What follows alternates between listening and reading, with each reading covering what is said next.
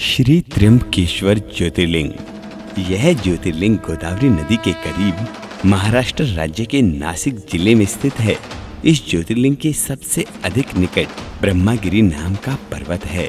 इसी पर्वत से गोदावरी नदी शुरू होती है। भगवान शिव का एक नाम त्र्यंबकेश्वर भी है। कहा जाता है कि भगवान शिव को गौतम ऋषि और गोदावरी नदी के आग्रह पर यहाँ ज्योतिर्लिंग रूप में रहना पड़ा था। दोस्तों, और भी ज्योतिर्लिंगों के बारे में अगर आप जानना चाहते हैं तो अभी हमारे चैनल को सब्सक्राइब करें और वीडियो में जाकर देखें कि हमने और भी ज्योतिर्लिंगों की वीडियो बना रखी है।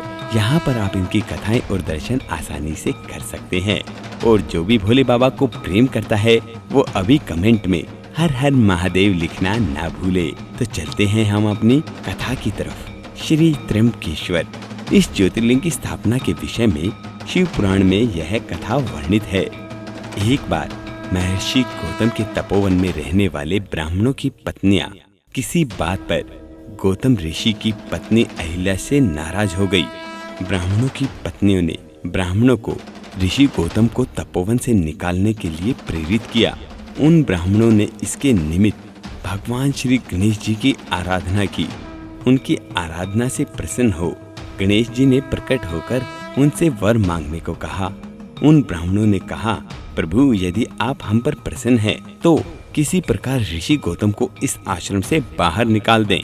उनकी यह बात सुनकर गणेश जी ने उन्हें ऐसा वर मांगने के लिए समझाया कि तुम ऐसा वर मत मांगो, किंतु वे अपने आग्रह पर अटल रहे।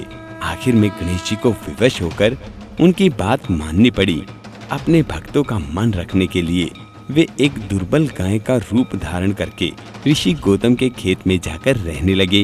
गाय को फसल चरते देखकर ऋषि बड़ी नरमी के साथ हाथ में तृण लेकर उसे हाँकने के लिए लपके।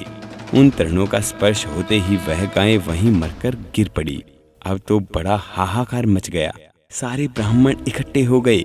उनको गो हत्यारा कहकर ऋषि गौतम की भर्त्सना करने लगे। ऋषि गौतम इस घटना से बहुत आश्चर्यचकित और दुखी थे। अब उन सारे ब्राह्मणों ने कहा कि तुम्हें यह आश्रम छोड़कर कहीं दूर चले जाना चाहिए। गो हत्यारे के निकट रहने से हमें भी पाप लगेगा। विवश होकर ऋषि गौतम अपनी पत्नी अहिल्या के साथ वहां से एक कोस दूर जाकर रहने लगे। किंतु उन ब्राह्मणों ने वहां भी उनका रहना दुभर कर दिया। वे कहने लगे, गो हत्या के कारण तुम्हें अब वेद पाठ और यज्ञादि के कार्य करने का भी कोई अधिकार नहीं रह गया। अत्यंत अनुनय भाव से ऋषि गौतम ने उन ब्राह्मणों से प्रार्थना की कि आप लोग मेरे प्रायश्चित और उद्धार का कोई उपाय बताएं। तब उन्होंने कहा, गौतम, तुम अपने पाप को सर्वत्र सबको बताते हुए 3 बार पूरी पृथ्वी की परिक्रमा करो। फिर लौटकर यहाँ 1 महीने तक व्रत करो। इसके बाद ब्रह्मागिरी की 101 परिक्रमा करने के बाद तुम्हारी शुद्धि होगी। अथवा यहाँ गंगा जी को लाकर उनके जल से स्नान करके 1 करोड़ पार्थिव शिवलिंगों से शिव जी की आराधना करो। इसके बाद पुनः गंगा जी में स्नान करके इस ब्रह्म नगरी की 11 बार परिक्रमा करो। फिर 100 घड़ों के पवित्र जल से पार्थिव शिवलिंगों को स्नान कराने से तुम्हारा उद्धार होगा। ब्राह्मणों के कथन अनुसार महर्षि गौतम ने ये सारे कार्य पूरे कर पत्नी के साथ पूर्ण तल्लीन होकर भगवान शिव की आराधना करने लगे। इससे प्रसन्न हो भगवान शिव ने प्रकट होकर उनसे वर मांगने को कहा। महर्षि गौतम ने उनसे कहा, भगवान, मैं यही चाहता हूँ कि आप मुझे गो हत्या के पाप से मुक्त कर दे। भगवान शिव ने कहा, हे गौतम, तुम सर्वथा निष्पाप हो। गो हत्या का अपराध तुम पर छल पूर्वक लगाया गया था।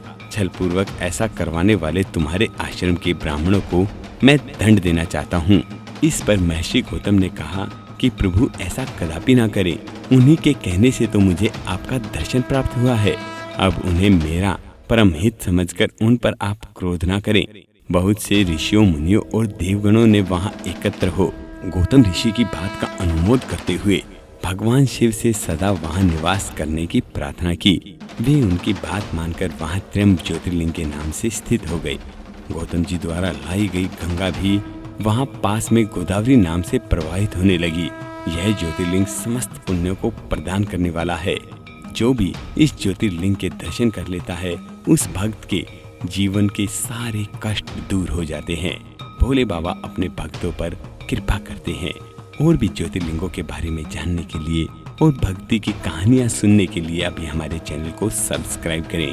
और आप भी अगर भोले बाबा से थोड़ा सा भी प्रेम करते हैं तो अभी कमेंट में लिखें हर हर महादेव और इस वीडियो को लाइक करना ना भूलें। दोस्तों फिर हाजिर होंगे एक नई कथा और दर्शनों के साथ। हर हर महादेव।